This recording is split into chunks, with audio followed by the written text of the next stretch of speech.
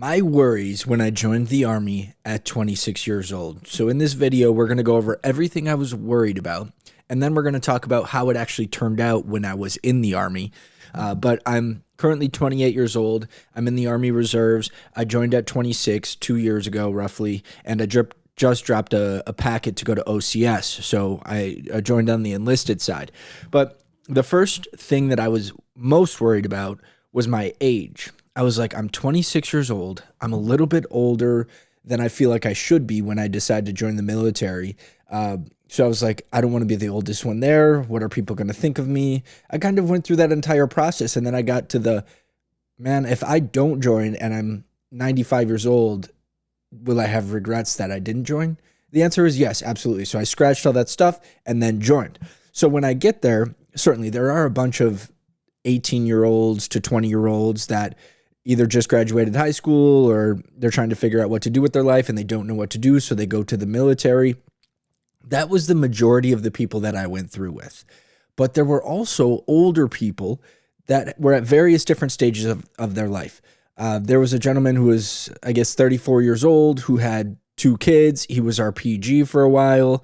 And that was an interesting thing because during visit day, your family gets to come and visit. So his kids and his wife came, and I was like, man, I was talking to him. I was like, it's really cool that you're here and that your wife is kind of taking care of things at home.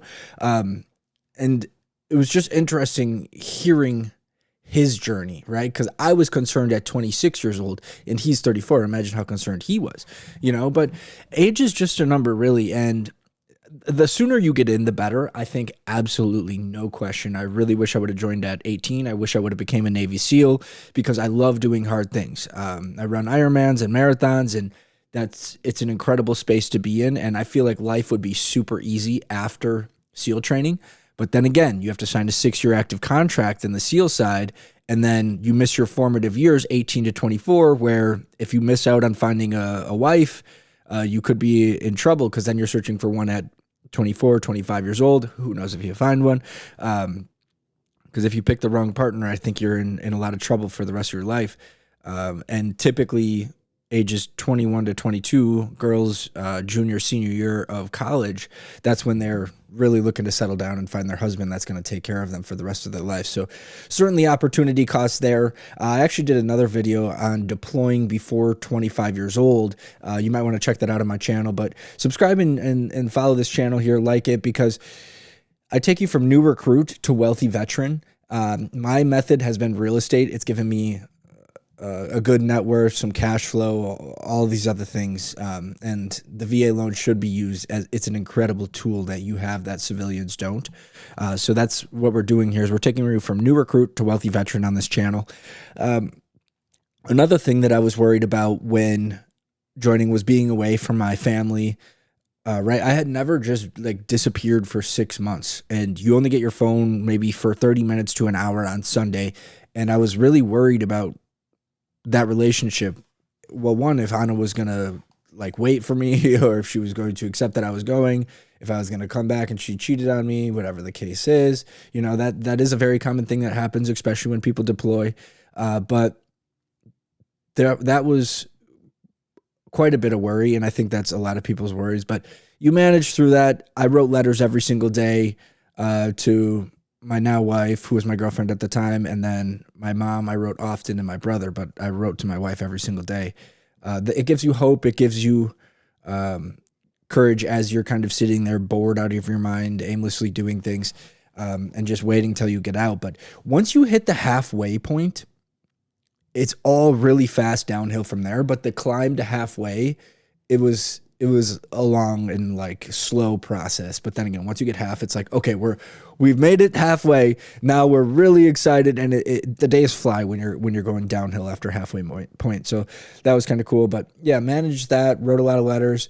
Another thing that I was pretty worried about was my civilian life, right? I have tenants that pay rent. They need things sometimes. I had a lot of stuff going on in life, and certainly other people did too, right? There were some people, some guys that were there and their wife was pregnant. One guy actually had to leave training and go because his wife was giving birth, so I wasn't the only person that had stuff going on civilian. And maybe my stuff was less important than some other people's stuff, but like my property, one of my properties in Madison, Wisconsin just burned down, right? If that would have happened when I was in training, it would have been a much different case than if it happened currently while I'm out of training. You understand? Like there's always something that can go wrong. And granted, you can't live life in fear, but it certainly was a worry of mine that like one of my tenants would have a large issue with water bursting or something of that sort, right? But again, I enjoy those problems because it means I'm doing something. If you don't have problems, you're likely not making money. I would rather have problems than not. I just had to figure out how to balance all of those things that I had going on. So that's kind of where that's where I went with it. But everything went fine. I would check kind of the first 10 minutes of phone time. I would check my life to make sure that everything was okay. Look at the finances in my bank account, make sure everything was okay there. And then I would call my wife, you know, so there's a balance. You do get time to do that. If you need extra time on your phone, like you have something really serious going on or like a pregnant wife, whatever the case, I think the drill sergeants will let you use your phone a little bit more. I think you have to use it in front of them and then kind of put it away. But I also wouldn't recommend just keeping your phone and using your phone to have it, right? Like there's so much value. Like I found so much value in not having my phone and going through that and detoxing from the world. And like, it was a beautiful, really a beautiful process of kind of eliminating the outside noise, focusing on what's in front of you. And nowadays we don't see that, right? Because I don't even watch movies anymore. Like I watch political podcasts is my thing. So, I'm being shoved content all the time, 24/7 and advertised to 24/7. So it's nice in the military when you're actually out there physically doing things and like focusing in on like the task at hand, whether it be shooting, or with battle buddies. I don't know. There's really a lot of beauty to that. And there were actually 2 to 3 people that kept their phones and got caught with them in the bay. And I was kind of thinking about that after they brought out the entire company, right? So you have 4 platoons and they put these people like in the middle, like they got caught with their phone, whatever. So I was thinking about that and I was like, you know, that's just really a loss to themselves, not to anybody else. But like, why would you want to go and not get the full experience? That was what I was thinking. I was like, I just don't even understand why you would want to do that. Certainly you want to talk to your loved ones and whatever the case is if you have certain things going on, but like take that experience in. That is likely the only time. Like literally, I haven't drank one day in my life since coming back from training because I knew it was a 6-month detox. No booze, no nicotine, no anything, no social media, no whatever, no distractions. Like it's just you, yourself, and your battle buddies with you doing gung-ho stuff that is very fun. Enjoy that time. It is a beautiful, beautiful time. Please do not ruin that time by sneaking in your phone because you need to talk to somebody. No.